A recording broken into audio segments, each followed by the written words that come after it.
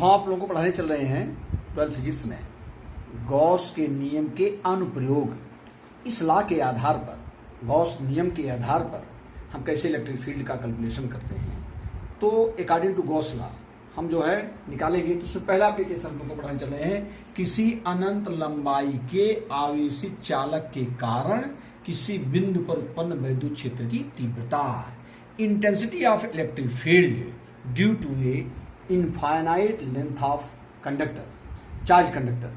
कोई infinite length का charge conductor है, उसके कारण किसी पॉइंट पर इलेक्ट्रिक फील्ड का कैलकुलेशन करने चल रहे हैं।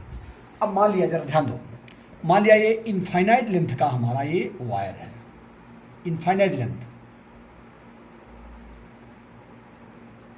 अब इनफाइनाइट लेंथ मतलब ये नहीं कि आसमान जमीन का है, ये इनफाइनाइट लेंथ माने होता है कि अब जैसे इस पर चार्ज हमारा Q है, इस पर ये हमारा पॉजिटिव चार्ज Q हमने ले लिया, ये हमारा है, या ध्यान दीजिए Q चार्ज है इस पर। अब इसके कारण ये हमारा इनफाइनाइट लेंथ का है, तो कोई एक एरिया हमने कंज्यूम कर लिया जिसमें हम गॉसियन सरफेस मान लेंगे। तो इससे r दूरी पर, इससे r दूरी पर कोई पॉइंट P है, इस वायर से, ये इनफाइनाइट लेंथ का हमारा वायर है और जिस पर चार्ज कितना Q है, और इससे r दूरी पर कोई पॉइंट हमारा P है जहां पर हमको इलेक्ट्रिक फील्ड का कैलकुलेशन करना। यही है इनफाइनाइट लेंथ का ये वायर है, हमारा तार कंडक्टर है, और जिस चार्ज है, चार्ज Q है, और इसके कारण हमको इसमें r दूरी पर स्थित कोई पॉइंट हमारा क्या है, P है। इसी P पॉइंट पर हमको इंटेंसिटी ऑफ इलेक्ट्रिक फील्ड का कैलकुलेशन करना है, विद्युत क्षेत्र की तीव्रता का। अब हम करेंगे क्या, सबसे पहले अब बताओ, ये चार्ज है तो इसका इलेक्ट्रिक फील्ड, तो इसके कारण जो इलेक्ट्रिक फील्ड होगा इस चार्ज के कारण, ये जो हमारा इनफाइनाइट लेंथ का वायर है, तो इसमें हम गॉसियन सरफेस एक एरिया तक मान लेते हैं, ज़्यादा ध्यान दीजिए। तो इसमें इलेक्ट्रिक फील्ड इस डायरेक्शन होगा, इससे इसके परपेंडिकुलर, क्योंकि डायरेक्शन ऑफ इलेक्ट्रिक फील्ड क्या होता है, चार्ज पॉइंट के परपेंडिकुलर आउटवर्ड डायरेक्शन, और नेगेटिव चार्ज है तो इनवर्ड डायरेक्शन, तो आउटवर्ड डायरेक्शन चारों तरफ इसका होगा। तो एक हम इसकी जो इसके वायर के चारों तरफ जो हम एक लोकस लेंगे पूरा, तो हमारा गॉसियन सरफेस एक सिलेंडर होगा। क्या होगा, एक सिलेंडर होगा। इधर ध्यान दीजिए, ये ऐसे, ये हमारा गॉसियन, ये जो गॉसी पृष्ठ हमारा होगा ये सिलेंड्रिकल होगा। जरा ध्यान दीजिए, ये कैसे, इसको फिर से समझो, क्योंकि जब ये हमारा जैसे ये है, इसके इधर भी पॉजिटिव चार्ज इलेक्ट्रिक फील्ड होगा। तो अब इतने एरिया में है, तो चारों तरफ का हम परपेंडिकुलर लेंगे तो इसका जो एक हमारा सरफेस आएगा ये सिलेंड्रिकल होगा, और इसकी लंबाई हम मान ले रहे हैं L। इसकी लंबाई कितना मान ले रहे हैं, L। जरा ध्यान दो पहले। और इसमें इस जो हमारा सिलेंड्रिकल होगा गॉसी पृष्ठ, इसके वायर के कारण जो हमारा, देखिए कहीं पर भी हमको एप्लीकेशन ऑफ गॉस थ्योरम में सबसे पहले हमको गॉसी पृष्ठ की कल्पना करना होगा, और उसी गॉसी पृष्ठ में करते हैं विद्युत फ्लक्स का। अब आइए ध्यान दिए, तो जैसे ये है, ये वायर हमारा है, इसमें चार्ज हमारा है, इसमें इधर भी चारों पॉइंट से ये परपेंडिकुलर डायरेक्शन में इलेक्ट्रिक फील्ड होगा। तो एक क्लोज सरफेस हमने मान लिया, एक क्लोज सरफेस जो हमने माना इसका, तो ये हमारा हो गया गॉसी पृष्ठ। गॉसी पृष्ठ चूंकि एक काल्पनिक क्लोज पृष्ठ होता है, तो इसी प्रकार से ये बंद पृष्ठ होता है, तो ये हमारा क्लोज पृष्ठ यहाँ पर क्या होगा, ये सिलिंड्रिकल होगा, और इसकी लंबाई कितना हमने मान लिया, A। अब जरा ध्यान दीजिए, और इस गॉसी पृष्ठ में इसका जो डायरेक्शन ऑफ इलेक्ट्रिक, चूंकि पॉजिटिव चार्ज है, डायरेक्शन ऑफ इलेक्ट्रिक फील्ड कितना होगा, E होगा। और इसी में हमारा कोई एक एलिमेंट्री एरिया हमने ले लिया DS या DA, चाहे जो ले लो, DS या DA हमने ले लिया। ये DA जो हमारी एरिया है, जरा ध्यान दो, ये DA एरिया जो हमने काल्पनिक एलिमेंट्री एरिया लिया है, इसका भी जो एरिया वेक्टर होगा उसका भी डायरेक्शन किधर होगा, ये DA, ये इलेक्ट्रिक फील्ड के ही डायरेक्शन में होगा।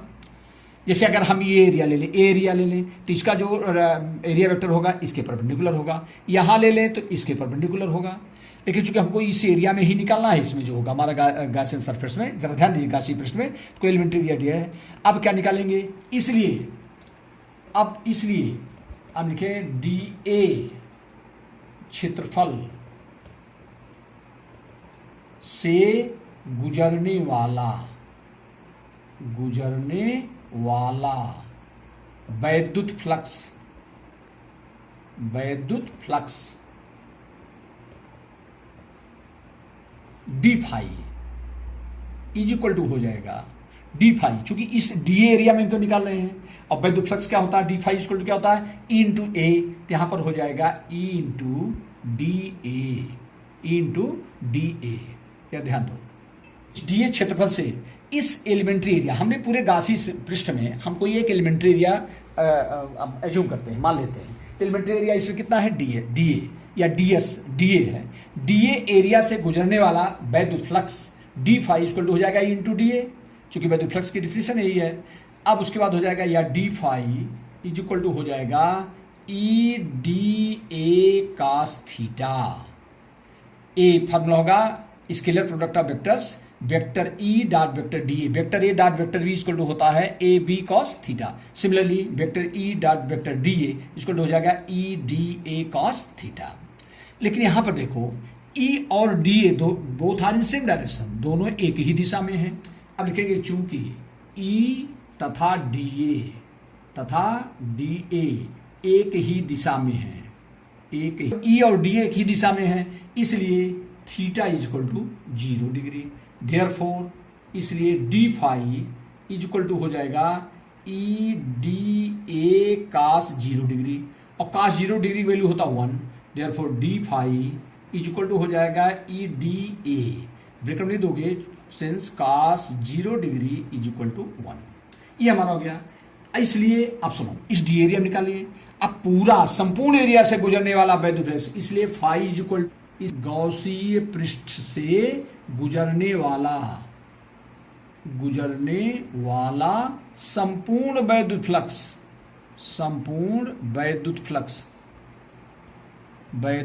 फ्लक्स फाई, जब संपूर्ण निकालेंगे, ये तो केवल डी एरिया में निकाले थे, अब संपूर्ण निकालेंगे फाई इक्वल टू, इसका हो जाएगा close integral of E D A, close integral of E D A or. अभी या phi equal to E D A, close integral of E D A. E चूंकि कांस्टेंट है, चूंकि ई जो है हर पॉइंट पर कांस्टेंट होगा, यहां पर ई की वैल्यू जो होगी ये होगी, तो फाई इक्वल टू कितना हो जाएगा, फाई इक्वल टू आ जाएगा ई और close integral of d A. अब close integral of d A or phi equal to E into, अब ये बताओ ये हमारा डीए क्या है, डीए हमने किस में लिया था, ये सिलिंड्रिकल बेलनाकार जो हमारा गासी पृष्ठ था। और सुनो, तो जब टोटल एरिया निकालेंगे, close integral of DA one होता है संपूर्ण पृष्ठ, तो संपूर्ण पृष्ठ क्या होगा, बेलन का कितना होगा, ये टोटल एरिया कितना होगा बेलन का, 2 पाई आर एच, कितना होता है 2 पाई आर एच, तो हो जाएगा आर एच का मतलब हो जाएगा वही एल, ये हो जाएगा 2 पाई आर एल। इसको मान लेंगे फर्स्ट, जरा फिर समझो, इस संपूर्ण पृष्ठ में ए भी पृष्ठ आएंगे, ए भी दोनों आएंगे, लेकिन इन दोनों को क्यों नहीं ले रहे हैं, इसको जरा, इस पूरे को हम केवल सिलिंड्रिकल वाले को ही ले रहे हैं 2 पाई आर एच। इसको क्यों नहीं ले रहे हैं, क्योंकि इसमें जो डीए होगा इस पृष्ठ के परपेंडिकुलर होगा, और यहां भी डीए हमारा जो होगा इसके परपेंडिकुलर होगा एरिया वेक्टर। तो जब परपेंडिकुलर होगा तो कास 90 आ जाएगा, जहां पर हमने 0 डिग्री लिखा है तो ये कास 90 आ जाएगा, और कास 90 इक्वल टू 0, तो यहां पर फ्लक्स हमारा 0 आएगा। अगर हमारा area vector direction of electric field के परपेंडिकुलर है, चूंकि इलेक्ट्रिक फील्ड का डायरेक्शन ये है, एरिया वेक्टर ये है, तो this angle equal to 90 degree, और यहाँ पर कास 90 जब होगा ई डी ए कास 90 हो जाएगा, तो कास 90 वैल्यू 0 होगा, तो यहाँ पर हमारा इलेक्ट्रिक फ्लक्स 0 आएगा, तो केवल यही इलेक्ट्रिक फ्लक्स रहेगा ये। अब आगे ध्यान दो, ई इंटू 2 पाई आर एल, ये आ गया हमारा। अब लिखेंगे गॉस नियम के अनुसार, गॉस के नियम से, और गॉस के नियम से, अब जरा ध्यान दीजिए, गॉस के नियम से ये टोटल इलेक्ट्रिक फ्लक्स आ गया इंटू 2 पाई आर एल, और टोटल संपूर्ण वैद्युत फ्लक्स, संपूर्ण वैद्युत, गॉस के नियम से संपूर्ण वैद्युत फ्लक्स क्या होता है, flux phi is equal to होता है Q upon epsilon naught. यही तो है गॉस का नियम कि किसी बंद पृष्ठ से गुजरने वाला संपूर्ण वैद्युत फ्लक्स उस पृष्ठ से परिबद्ध कुल आवेश का 1/f साइलन नॉट गुना होता है, यही पढ़ा गया। तो अब इसी को हम मान लेंगे 2, अब इन्हीं दोनों को कंपेयर, इसलिए ई इंटू 2 पाई आर एल, इसलिए संबंध 1 और 2 से, या इसी फाई का मान यहाँ पर रख दो, इसलिए संबंध 1 से क्या हो जाएगा, जरा ध्यान दो, संबंध 1 से, अब फाई के साथ क्या लिख देंगे, Q upon epsilon naught is equal to E into 2 pi R L. हमको संबंध 1 तथा 2 से चाहिए, संबंध 1 तथा 2 से, दो से कैसे कर रहे हैं जरा ध्यान दो। संबंध एक से five equal to into 2πrl है और संबंधों में five equal to Q upon epsilon naught है, तो ये हमारा हो जाएगा Q upon epsilon naught equal to into 2πrl। हमको चूंकि ई की वैल्यू निकालना है, देयरफॉर ई इक्वल टू, चूंकि इलेक्ट्रिक फील्ड की वैल्यू निकालना, ई इक्वल टू इसका आके इधर डिवाइड हो जाएगा, तो Q upon 2πrl into e epsilon naught. या इसको हम लिख सकते हैं, जरा ध्यान दो, is equal to 1 upon 2 pi e epsilon naught, 2 pi e epsilon naught हमने एक साथ कर दिया, into Q upon L into r, Q upon L into r बचा।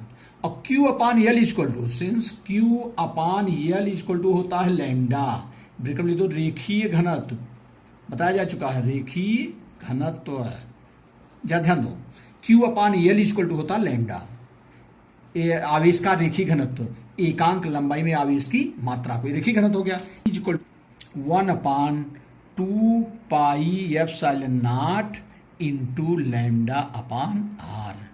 ये क्यू अपान एल का स्थान लिख दिया लैम्डा अपान आर। ये हमारा आ गया किसी इनफाइनाइट लेंथ का जो हमारा वायर होगा, कंडक्टर होगा, उसके कारण किसी पॉइंट पर इंटेंसिटी ऑफ इलेक्ट्रिक फील्ड वैद्युत क्षेत्र की तीव्रता ई वैल्यू कितना हो जाएगा, 1/2 pi epsilon naught into lambda upon r coulomb Newton.